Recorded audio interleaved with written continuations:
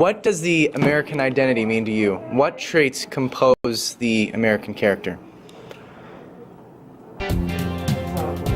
More the bullpen, dude. Liberty. I think it has to do with ambition and a desire to advance oneself and advance the community that you're in. The American character is defined by like a sort of like unity and like belief in something truly greater. Are you recording? Yep. The dark side of that would be, you know, sometimes more provincial, sometimes more narrow-minded, sometimes more stubborn. That each of us not only are encouraged to bring something new to the table, but we have the opportunity to say that once we are there, it doesn't end there. What makes the American culture unique? I think it may be like freedom. Are you filming? Not at all. Nope.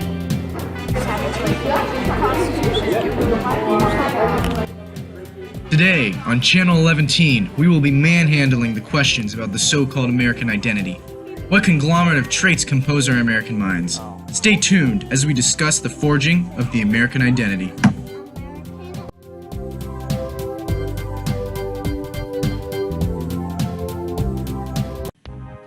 The American archetype has become the global standard and is the predominant cultural force in the world today. Seeing as how the US is a melting pot of some delicious and not so delicious cultures, there is no one true single identity with which every American subscribes themselves to.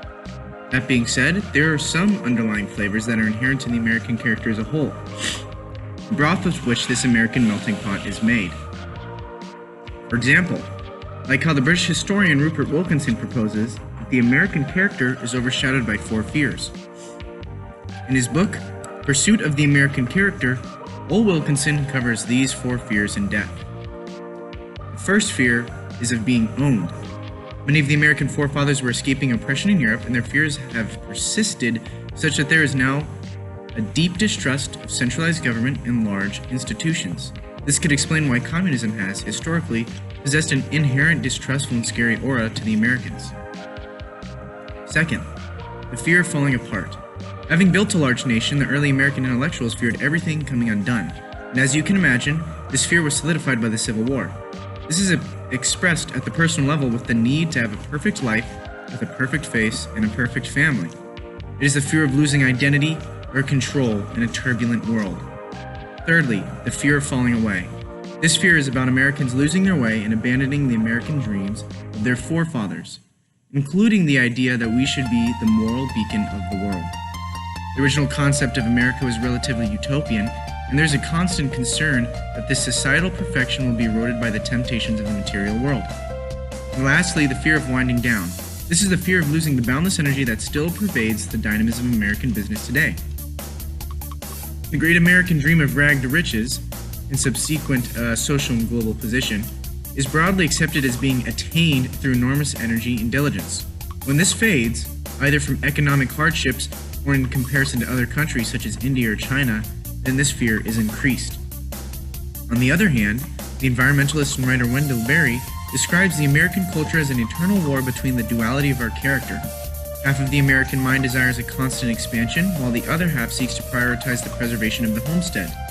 In his book, The Unsettling of America, I've interpreted as such that Berry describes that the value of expansion has traditionally been favored by the American people, which is made evident by the manifestation in the government.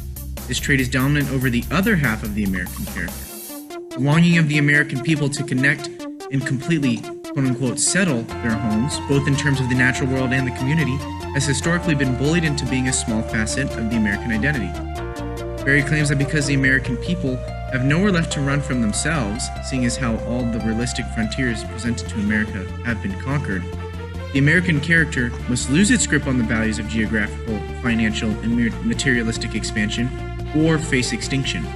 It is only after the desacralization of countless frontiers will the American people realize that those values can never completely satisfy their spiritual needs.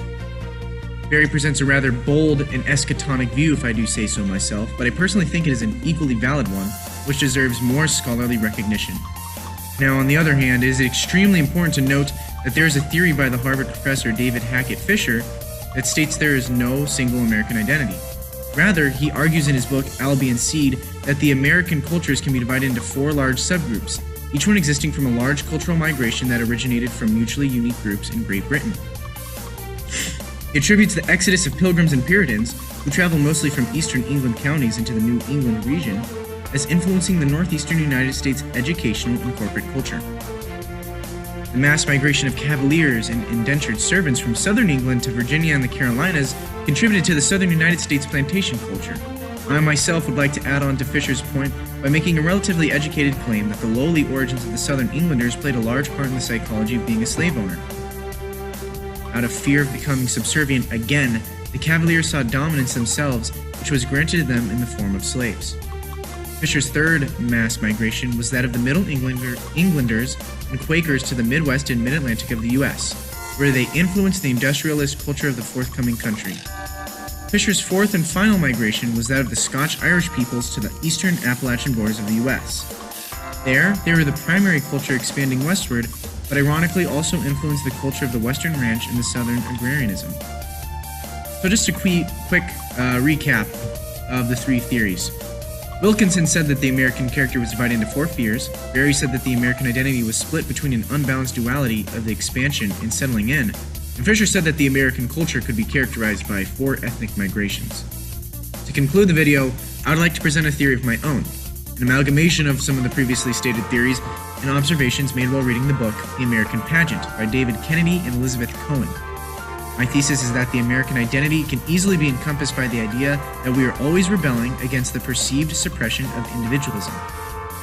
In particular, American colonials experienced opportunity and liberation from sovereign order in a manner that had never been seen before. To be specific, British policies like salutary neglect essentially granted colonials too much freedom in too small amount of time. It is also extremely important to note that, unlike the Catholic French-Canadian Empire to the north and the Catholic Spanish-Mexican Empire to the south, the colonies of Britain were by majority Protestant. Protestantism differs from Catholicism in multiple ways, but Protestant doctrine stresses that the Bible alone is the source of God's will. This allowed for a mental environment that encouraged individualistic interpretation of the Bible, as opposed to Catholicism, where the individual is expected to interpret the Bible in the same manner as the Pope in the Vatican does. This created a vast schism between the peoples of the Christian denominations. Where Catholics saw service to the Holy State as equitable to service with God, the Protestants saw sanctimonious service as being downsized to the community within stone's throw, and even to the self. These religious views, coupled with the sudden gift of nearly limitless governmental and economic freedom, begot a truly new culture in the British-American colonial domain. Seeing as how the newfound Americans practically had the complete power to control their own fate and expansion to a degree only historically seen on extremely rare occasions. Take the Mongols, for example. I would say that the American identity has been completely defined by the belief that one should have complete control of oneself. However, I would like to introduce a caveat. In that the American character does have dualistic properties. There are 2 identifiable avatars of individualism that are noticeable in the patterns of our history. The first one is the one I imagine the Founding Fathers had distinctly in mind. Individualism that is reliant on the community to work as a system of checks and balances. The type of mindset that is to be yourself to the extent that you do not violate the well-being and destinies of other individuals. The second avatar is a more dangerous one that is perhaps the inevitable side effect of the vast cultural opportunity we are granted.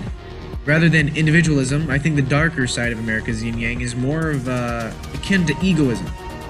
The idea that the individual is wholly sovereign, and that the self is the only individual that matters. Simply put, the difference is between the beliefs that individualism is a right for all versus individualism is a right for anyone who is willing to take advantage of it. I think the most internal conflicts in American history have been between those 2 sides of the same coin. The most blatantly obvious example being that of the Civil War. The North maintained a psychosubmersive train of thought that everyone deserved the rights for opportunity and were thus rebelling against the perceived suppression of individualism. The South was defending its access to nearly unlimited reaches of individual freedom, albeit this access was limited to select few. This brings me to the end of my video. I hope you learned and gained some insight from the 3 established theories that I presented for the first half.